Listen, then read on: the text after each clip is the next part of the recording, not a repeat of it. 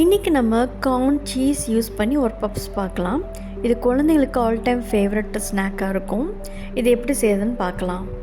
அதுக்கு ஒரு table spoon ஈஸ்ட்டை ஒரு வெதுவெதுப்பான தண்ணியில் வச்சு அதை ஆக்டிவேட் பண்ணணும்.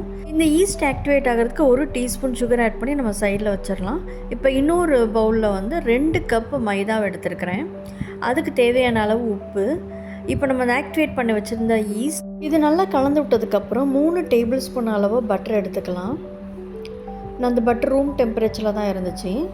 இப்போ நம்ம கொஞ்சம் கொஞ்சமாக தண்ணி தெளித்து ஒரு மாவு நல்லா பிணைஞ்சிக்கணும். நம்ம அதை பிணைஞ்சி நம்ம மேலே காயமாக இருக்கிறதுக்காண்டி கொஞ்சம் பட்டர் ஆட் பண்ணிக்கிட்டேன். இது ஒரு 1 மணி நேரம் நம்ம மூடி வச்சிடலாம். இப்படி நம்ம கவர் பண்ணி வச்சா தான் மாவு நல்லா சாஃப்டாக ஆகும். ஸோ பாருங்கள், 1 மணி நேரம் கழித்து எடுத்திருக்கேன். பயங்கர சாஃப்டாகிடுச்சு. இப்போ நம்ம ஒர்க்கிங் ஏரியாவில் கொஞ்சம் மைதா மாவு தடவி இதை நம்ம 2 டிவிஷன் நம்ம கட் பண்ணி வச்சுக்கலாம். இதை நம்ம எவ்வளோக்கு எவ்வளோ மெல்லிஸாக நம்ம தேய்க்க முடியுமோ அவ்வளோக்கு எவ்வளோ மெல்லிஸாக தேய்க்கணும்.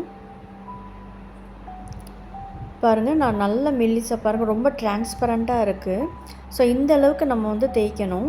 இதை 1 மணி நேரம் நம்ம ஊற வச்சா தான் இந்த அளவுக்கு நம்மளால் தேய்க்க முடியும். இப்போ நான் தேய்ச்சது இன்னொரு ட்ரேயில் வச்சுருக்கேன். அந்த ட்ரேயில் பட்டர் தடவி நான் மைதா மாவு போட்டு டஸ்ட் பண்ணி வச்சுருக்கிறேன். அப்போ தான் ஒட்டாமல் நமக்கு எடுக்க வரும்.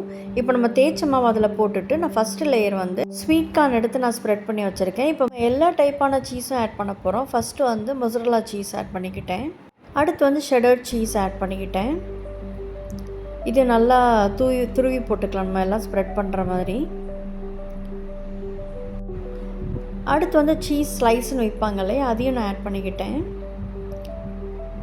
ஸோ இந்த ஸ்நாக்கில் குழந்தைங்க ரொம்ப என்ஜாய் பண்ணுவாங்க. ஏன்னா ஃபுல் அண்ட் ஃபுல் சீஸ் தான். ஸோ இதுக்கு மேலே இன்னொரு டாப்பிங் மொசரல்லா சீஸ் ஆட் பண்ணிட்டேன். இப்போ 1 கியூப் பட்டர் எடுத்து எல்லாத்தையும் அதையும் ஸ்ப்ரெட் பண்ணி வச்சுக்கிட்டேன். இப்போ இன்னொரு ஹாஃப் மாவு எடுத்து வச்சுருந்தோம் இல்லையா, அதையும் நல்லா மெல்லிசாகிட்டு இது மேலே நம்ம லேயர் போட்டுறணும்.